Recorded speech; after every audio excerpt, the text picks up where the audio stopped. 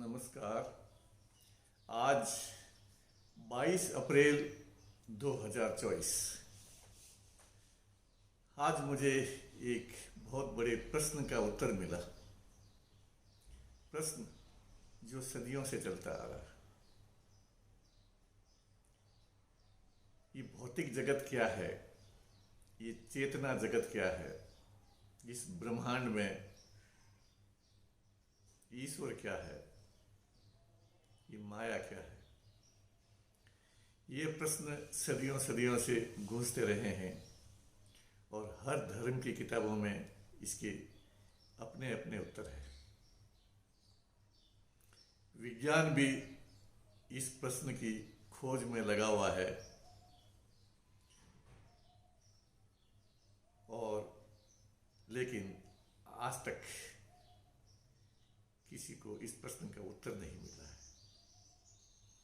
ये प्रश्न मेरे मस्तिष्क में मेरे बचपन से ही था कि ये कौन है जो ये जगत चलाता है, ये किसने सृष्टि बनाई, क्यों बनाई, सृष्टि बनाने के पीछे उद्देश्य क्या था। हालांकि मैंने खोजा, ये सारी किताबों में इनकी अपने अपने ढंग से उत्तर है, लेकिन मैं इन उत्तरों से संतुष्ट नहीं हुआ। आज सुबह बैठा तो मुझे कुछ इस प्रश्न का उत्तर मिला जो मैं आपको शेयर करता हूं।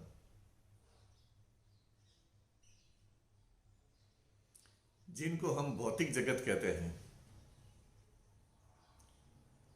ये प्रकृति, ये नदियां, पहाड़, पेड़, वृक्ष, मिट्टी, पानी, जल, जो भी हम देख रहे हैं, ये चीजें, तत्व जो हमारे चारों तरफ है। मैं चूंकि विज्ञान का विद्यार्थी रहा हूं, इसलिए मुझे ये ध्यान है कि ये सारा भौतिक जगत अणुओं से बना हुआ है और जब अणु को तोड़ते हैं तो अणु जिन तत्वों के परमाणुओं से बना हुआ है, उस तत्व के परमाणु सामने आते हैं। यानी कि अणु को तोड़ने पर जो परमाणु बनते हैं, परमाणु बनते क्या, अणु परमाणुओं में टूटता है। जब तक हम पढ़ते थे तब तक ये यही था कि परमाणु वो संरचना है जो किसी भी तत्व की छोटी से छोटी इकाई जिसमें उस तत्व के गुण विद्यमान होते हैं। लेकिन जब परमाणु को तोड़ते हैं तो उसके बेसिक जो 3 कण हैं, प्रोटॉन, न्यूट्रॉन और इलेक्ट्रॉन, इसके अंदर परमाणु विभाजित हो जाता है। प्रोटॉन, न्यूट्रॉन केंद्र में रहते हैं और कोई इलेक्ट्रॉन उसके चारों तरफ चक्कर लगाता है। ये हम सब विज्ञान के छात्र प्रारंभ में ही पढ़ते हैं। लेकिन इन कणों को आगे तोड़ने का पहले हमारे टाइम में जानकारी नहीं थी, लेकिन कालांतर में विज्ञान ने इन प्रोटॉन, न्यूट्रॉन, इलेक्ट्रॉनों को भी तोड़ने में सफलता पाई है और इनके टूटने पर जो क्वार्क बनते हैं, ये विज्ञान ने बताया है। और फिर इससे आगे एक थ्योरी है, वो प्रैक्टिकल तो उसका विज्ञान ने अभी तक नहीं किया है, लेकिन विज्ञान की थ्योरी है कि कोई क्वार्क को तोड़ने पर स्टिंग एनर्जी बनती है, स्टिंग के रूप में एनर्जी बनती है। ये इस विज्ञान की थ्योरी ने कई प्रश्नों के उत्तर हल किए हैं। तो ये सर्वमान्य थ्योरी है कि कोई क्वार्क को तोड़ने पर स्टिंग एनर्जी बनती है। ये हमने पढ़ा है। यहां तक है विज्ञान का लेवल, आज तक पहुंचा है। वो उधर आइंस्टीन ने भी एक सूत्र निकाला था, E=mc², यानी कि किसी भी मास को हम ऊर्जा में कन्वर्ट कर सकते हैं और किसी ऊर्जा को हम मास में कन्वर्ट कर सकते हैं। तो इस तरह से जो स्टिंग एनर्जी है, वो ऊर्जा है, उसको मास में कन्वर्ट करने से प्रोटॉन, इलेक्ट्रॉन, न्यूट्रॉन बनते हैं और वो उनको आगे जोड़ने पे, उनमें आकर्षण होने में परमाणु बनते हैं, और दो परमाणुओं के आपस में आकर्षण से जो अणु बनते हैं, इस तरह से ये भौतिक जगत बना है। अल्टीमेटली E=mc² का मतलब यही है कि किसी भी एनर्जी को मास में कन्वर्ट किया जा सकता है, और किसी मास को उसको हाई एनर्जी में कन्वर्ट किया जाता है। तो ये एक उत्तर है कि एक ऊर्जा है, उस ऊर्जा से ये भौतिक जगत बना है। तो हम कह सकते हैं कि वो ऊर्जा भी भौतिक ऊर्जा होगी, क्योंकि भौतिक ऊर्जा से भौतिक जगत बना है। भौतिक जगत में हमारा मनुष्य शरीर भी भौतिक जगत है, लेकिन इसके अंदर एक चेतना होती है। जीवों के अंदर ये पाया है कि एक चेतना होती है, कॉन्शियस होती है। तो सवाल ये है कि जिस एनर्जी से भौतिक जगत बना है, तो क्या ये चेतना एनर्जी उससे अलग है? तो ये प्रश्न गूढ़ था, जो कई तरह के लोगों ने इसको कहा है कि परमात्मा से चेतना, और चेतना से आगे आत्मा, और ये जो भी हम लोगों ने धर्म ग्रंथों में पढ़ा है। लेकिन ये क्या ये दो जगत है, एक चेतना और एक भौतिक एनर्जी, भौतिक ऊर्जा? इस सवाल का उत्तर आज मुझे अपने सबकॉन्शियस माइंड से मिला। कहते हैं ना कि आप मनुष्य का ब्रेन भी ब्रह्मांड से जुड़ा हुआ है। तो इसका उत्तर ये मिला, जो मेरी अपनी इंस्टिंक्ट से मुझे आंसर मिला, वो ये है कि इस जगत में एक ही ऊर्जा है, कॉन्शियस हाई एनर्जी, जिसको हम चेतना कह सकते हैं। पूरे ब्रह्मांड में जहाँ भी हम खाली स्थान देखते हैं, क्या यहाँ कुछ नहीं है? अंतरिक्ष में जहाँ खाली स्थान देखते हैं, वो एक्चुअल में वो खाली कुछ भी नहीं है। पूरे ब्रह्मांड, जो अनंत ब्रह्मांड है, उसके अंदर चेतना ऊर्जा है।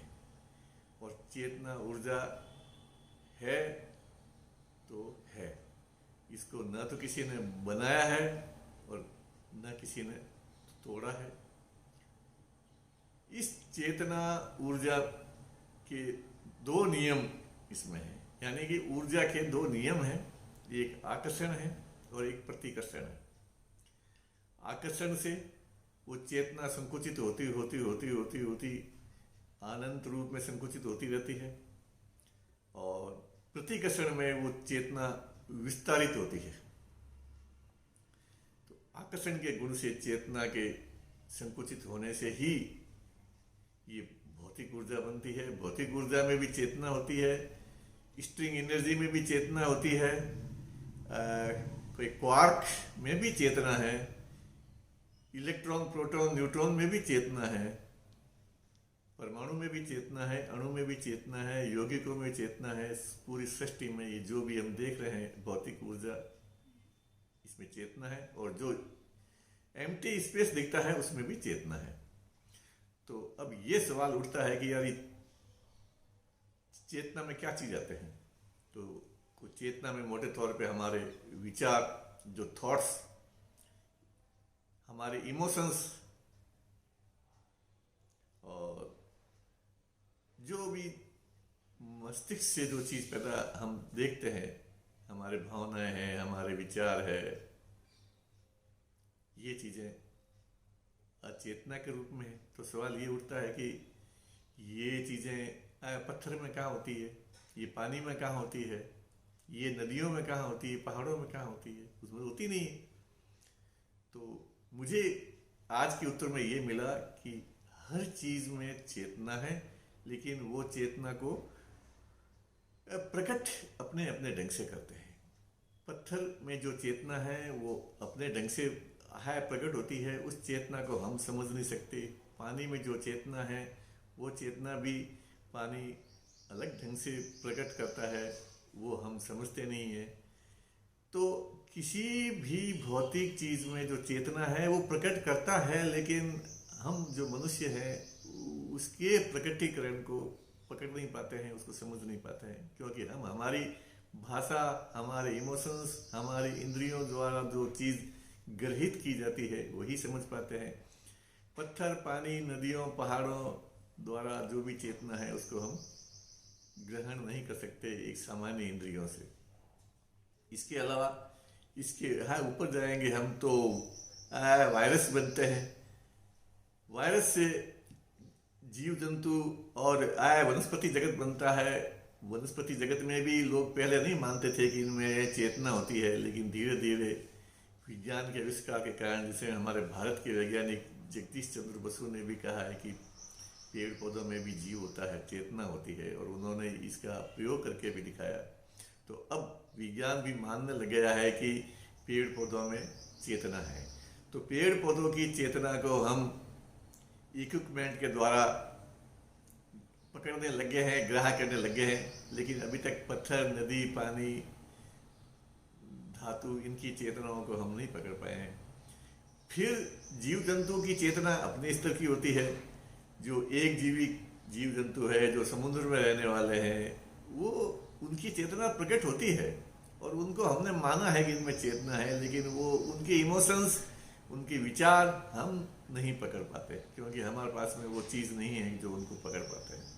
हम केवल मनुष्य की चेतना के बारे में समझते हैं, क्योंकि वो चेतना हम फील करते हैं, हम विचार करते हैं, हमारे इमोशंस है, तो वो चेतना हम फील करते हैं। तो हम कहते हैं कि जानते हैं कि ये चेतना केवल है मनुष्य में है, लेकिन ये चेतना मनुष्य में नहीं, सभी में है। जो भी इस सृष्टि में, ब्रह्मांड में, सब में ये चेतना है, उसका प्रकटीकरण नहीं होता है। तो मनुष्य में भी अलग अलग मनुष्य अलग अलग चेतनाएं पकड़ पा रहे हैं।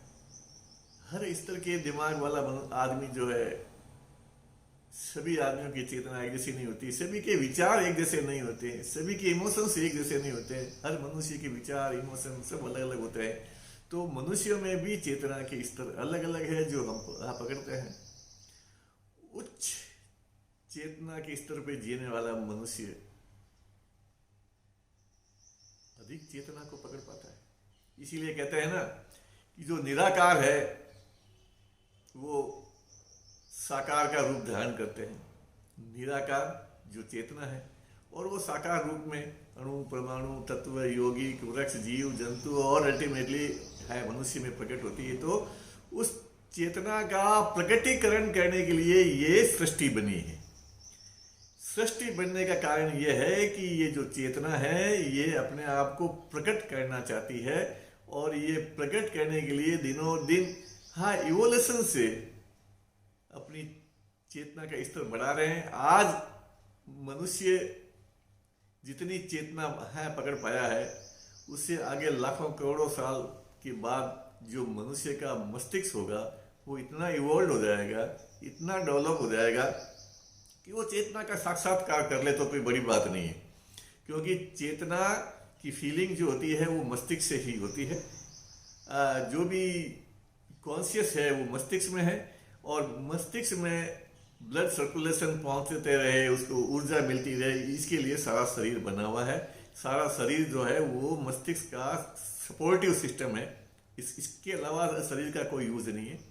तो आने वाले टाइम में सैकड़ों हजारों साल बाद में वो चेतना मनुष्य में और रूप में प्रकट हो जाएगी, क्योंकि अल्टीमेटली उस चेतना को अपना पूर्ण रूप से प्रकट करना ही करना है।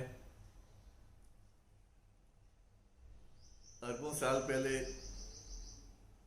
परमाणु बने, हाइड्रोजन बने, हीलियम बने, उनमें भी चेतना थी। वो उनका अपने ढंग से प्रकटीकरण था। आज मनुष्य की स्थिति जो है उसमें भी, जिसका आईक्यू स्तर बहुत ऊपर है, जिसका मस्तिष्क बहुत अधिक विकसित है, वो चेतना का अलग स्तर महसूस करते हैं। तो कुल मिलाकर के सार यह है कि इस ब्रह्मांड में एक चेतना ऊर्जा है जो पूरी तरह फैली हुई है। ब्रह्मांड का कोई ऐसा हिस्सा नहीं है कि जो चेतना रहित हो, और उस चेतना के आकर्षण और प्रतिकर्षण के गुण के कारण चेतना में हलचल होती है। हलचल से उस चेतना का स्ट्रिंग एनर्जी में रूप बना, स्ट्रिंग एनर्जी से क्वार्क बने, क्वार्क से प्रोटॉन, इलेक्ट्रॉन, न्यूट्रॉन बने, प्रोटॉन, इलेक्ट्रॉन, न्यूट्रॉन से परमाणु बने, परमाणु से अणु बने, अणु से कई तरह के यौगिक बने, यौगिक में जो नाइट्रोजन से जो है वो एमिनो एसिड्स बने, एमिनो एसिड से जो डीएनए बने, जो डीएनए से जीव का शरीर बना, ये तो, और शरीर में उच्च विकसित जीवों में एक मस्तिष्क बना, वो मस्तिष्क में चेतना के सोर्स बने, उस चेतना के सोर्स से वो उनमें विचार भावनाएं आती है। वो कभी नहीं मरती है, मरता मनुष्य का शरीर है, और बेसिकली इस जगत में वो हर चीज मरती है, उस हर चीज की उम्र होती है जिसमें गति होती है। तो हाँ, गति कैसे आती है? जब चेतना में आकर्षण और प्रतिकर्षण दोनों क्रियाएं होती है तब उसमें गति आती है। तो जिसमें भी गति आती है वो रूप बनता है, रूप बनता है, वो रूप बिगड़ता है, वो रूप नष्ट होता है, लेकिन चेतना कभी नष्ट नहीं होती है। तो इस प्रकार इस चेतना और भौतिक जगत में ये दो अलग अलग नहीं है। भौतिक जगत में ही चेतना है, और उस भौतिक जगत की जो मशीनरी ऐसी बन जाती है कि वो चेतना, उसको फीलिंग होती है, चेतना फीलिंग पत्थर को भी होती है, चेतना फीलिंग पानी को भी होती है, लेकिन उसको हम कैच नहीं कर पाते, इसलिए हम उनको निर्जीव कहते हैं। और हमारे अंदर मस्तिष्क है, तो हम हमारी चेतना को फील करते हैं, तो वो उसमें लगता है कि ये चेतना अलग है और ये शरीर अलग है, क्योंकि कोई अलग नहीं है। इस प्रकार से आज मुझे मेरे प्रश्न का उत्तर मिल गया है सर। तो आज मैं बहुत खुश हूँ।